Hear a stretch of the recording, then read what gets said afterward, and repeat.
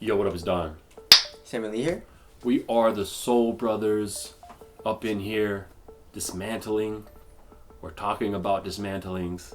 Shout out to fastpass.cn. They've been cutting these joints open and exposing some shit even. Yeah, some of you guys were like, why don't you guys do the dismantling? I'm just like, because that would be really expensive. Yep. And we don't have a fucking room full of like saws and hacksaws, and you kind of need a little. People don't really realize you got to cut them open right, and you need like some real heavy tools. Not like crazy heavy, but you need like a good table saw that you can set the shoe down, vice it down.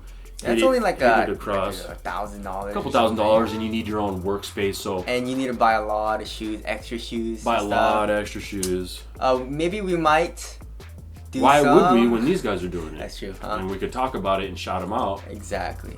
Win-win situation. Yep. So this is the Jordan 3. This is the, it's a retro. It's the one that I have.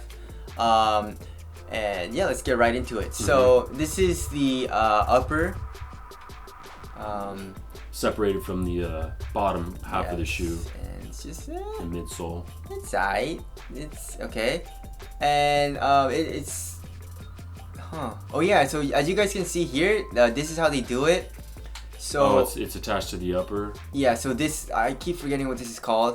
You guys are really mad about backing cloth. The backing cloth. That's not the actual name, but we'll call it the backing cloth. Yeah. And that it's sewn to the upper, and then that's what gets glued to the outsole or the midsole. Right. It depends on what shoe it is, but is that you guys can see a close up right here. And there you go. So here's underneath the leather material. Underneath the like mid toe. Yes. I mean mid foot. Yeah. End of the part of the toe. It looks like there's is that neoprene? Yeah, it looks like a neoprene-ish type of material. Yeah. And then you guys can see like the rubber bands here. Attached to the tongue. Exactly. So it's really interesting because like nowadays the tongue is detachable from the upper. But then it looks like this tongue is just attached to the upper, like old school shoes are. No, what do you mean? You mean nowadays they're doing one booty uppers? They're attached to the upper.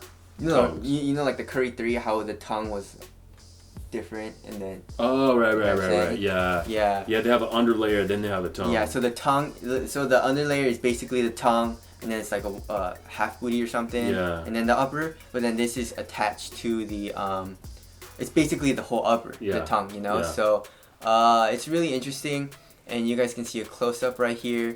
That's the tongue, where the tongue starts. Yeah. So yeah, as you guys can see, it's like basically attached. Yep. So there's that, and then here is the cross section cut of the Jordan 3s. They put some foam all up in that tongue. Damn. Some like real cheap foam. But here we get a good look at the air units. Yeah, so it's Max Air. I thought it was only in the heel, but I guess it's also in the forefoot. Right. And then you got a bunch of thick, what looks to be Phylon. Yes.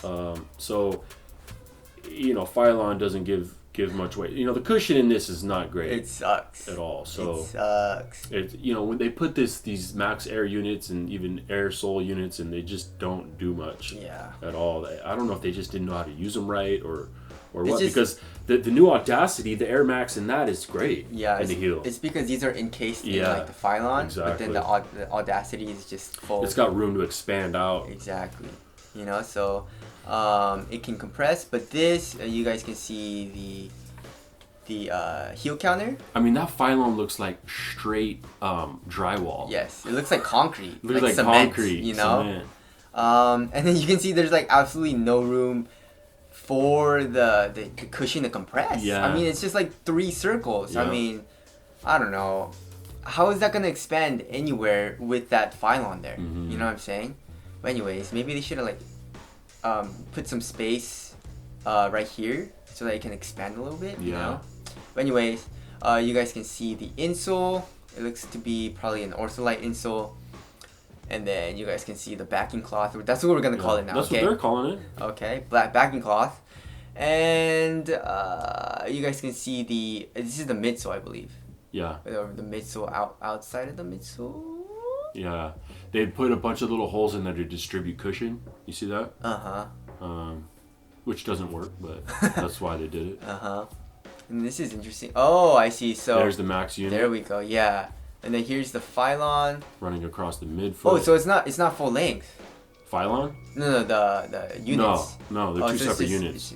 All right, so yeah, I thought it was, but I thought it was a full length unit. I guess that's what it looked like, but it's not. It's as you guys can see from this picture, it's separated, the forefoot and the heel unit.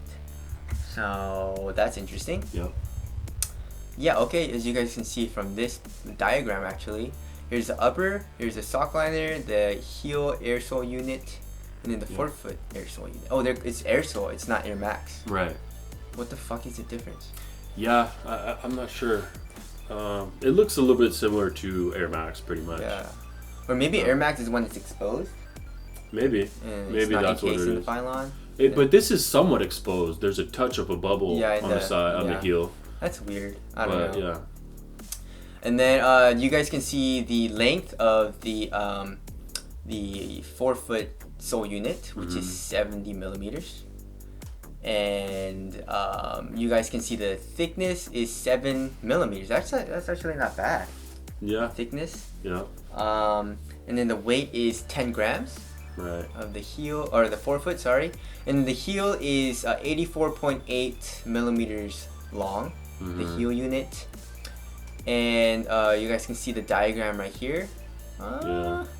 It looks like a pool raft floaty. Oh yeah, it does. And then you see like right here. Yeah, you chart there. Put your drinks on the top pieces. But like, there's like, look at how thin the air is, and there's like, it's, I don't know what they were thinking, you know. But there's that, and then the heel unit is 13.9 millimeters thick, which is pretty thick. Yeah. Okay, and 23 grams. And from the unit to the outsole is 13.47 millimeters thick in the forefoot. Not bad. Not bad. And then in the midfoot it's 17.66 millimeters. Right. And then the heel is 25.3 millimeters. So it's like it's a double. Yeah. That's standard for a basketball shoe. Yeah. Then you guys can see the outsole. And they didn't measure the thickness of the outsole. No. Here's in comparison with the 4. Wait, that looks so... The 3 and the 4. Oh, okay, shit, that's a 4. Okay, yeah. I thought it was a 3. Huh. So, interesting. Yeah, but anyway... We'll do a separate video for the 4. Yeah, so that's the Jordan 3 dismantled, and it's like the retro version, it's the newer version, so I'm not sure how different it is from the original 3s and stuff like that. But I heard the leather's like really, it feels premium. Yeah, that's not an OG colorway, and I think that leather is more premium. Yes. The OG colorways is the tumbled leather, and it's very, very... It's a lot thinner. It's just firmer and harder, you know? Yeah. The OOGs, no, that's a different story. You really? know, not too many people have ever even seen those in their life. Yeah. I have, but I don't remember what they felt like or looked like. You know? I was a kid, so... But that's it. We'll be back with another one. Catch you guys later. Peace.